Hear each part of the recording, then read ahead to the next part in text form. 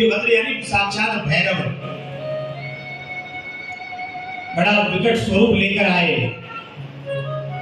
इतनी घोर गर्जना कर रहे हैं कि सब डरने लगे।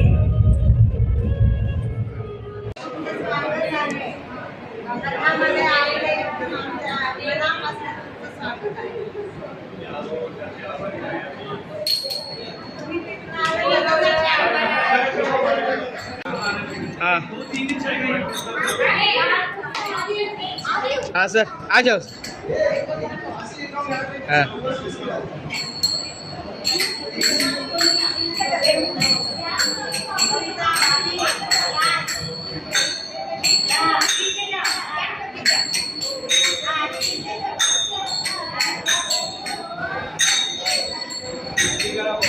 ऐसा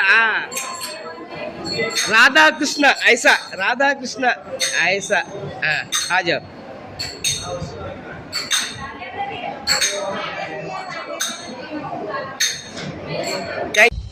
सबको दंडित किया। भगवान नारायण बीच में खड़े हो गए आकर। वीरभद्र ने कहा आप भोलेनाथ से युद्ध। మేము ఇక్కడ భాగవత్ కథ చేపిస్తున్నాము। 31 మే నుంచి 6 जून వరకు మాకు ఇక్కడ భాగవత్ కథ నడుస్తుంది।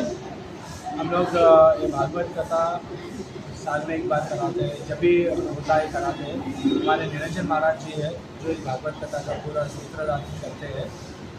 सारी चीज़ें वही देखते हैं। उनकी नेतृत्व में हम लोग ये भागवत कथा कराते हैं।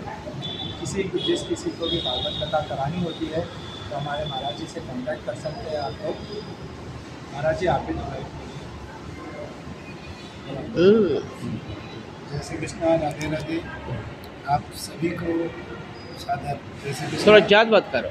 अगर किसी को भागवत कथा नानी बाई का मायरा, श्री रामचरितमानस, शिव पुराण, रामदेव जी का जन्मा जागरण, संगीत में सुंदरकांड, विवाह आदि मांगलिक कार्य करवाने हैं तो आप मुझसे संपर्क कर सकते हैं। मैं पंडित निरंजन शर्मा, परली वैजनाथ, महाराष्ट्र से।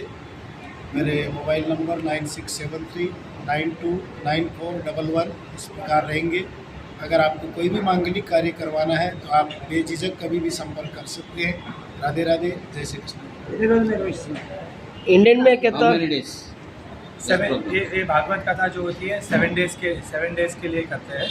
भागवत कथा हो गई या फिर शिव पुराण हो गया, 7 डेज के लिए करते हैं। नानी बाई का मायरा वगैरह होता है तो ये 3 दिन के लिए करते हैं।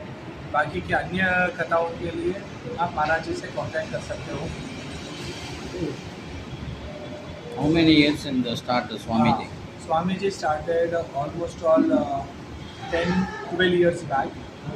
He started 12 years back from Marwar and he settled down in Parli Vaishnav, and from there he operates all his operations, all Bhagavat कथा and all. Wherever आपको जहाँ कहीं भी करानी हो भागवत कथा वगैरह जो भी करानी हो, कोई भी मंगल कार्य कराना हो तो महाराज आ जाएंगे वहाँ पर। कितना आदमी आता है इधर से स्वामी जी आता? स्वामी जी के पास से 10 आदमी आते हैं। उनका पूरा टीम होता है। पूरे टीम में वो लोग पूरे टीम के साथ काम करते हैं। आपको कहीं भी कराना होता है वो करते हैं। ऐसा, थैंक यू।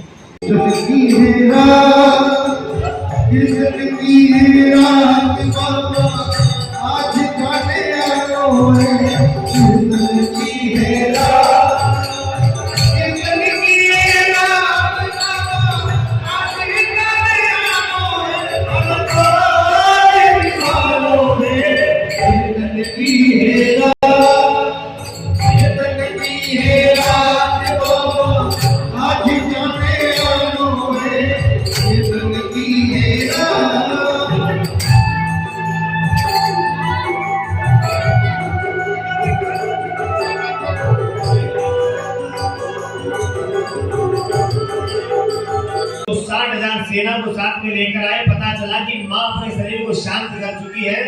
नंदी ने हल्ला बोल दिया यज्ञ मंडप में, लेकिन पूजा देवता, भगत देवता इत्यादि जो देवता थे उन्होंने मंत्र शक्ति द्वारा शिव गणों को नष्ट करना प्रारंभ किया। थोड़े बहुत बचे, अपनी जान बचाकर नंदी के साथ में सीधे कैलाश धाम में जा पहुंचे। कैलाश जाकर भोला क्रोध आया, जटा निकाल कर जमीन पर फेंकी, 2 भागों में बटी है।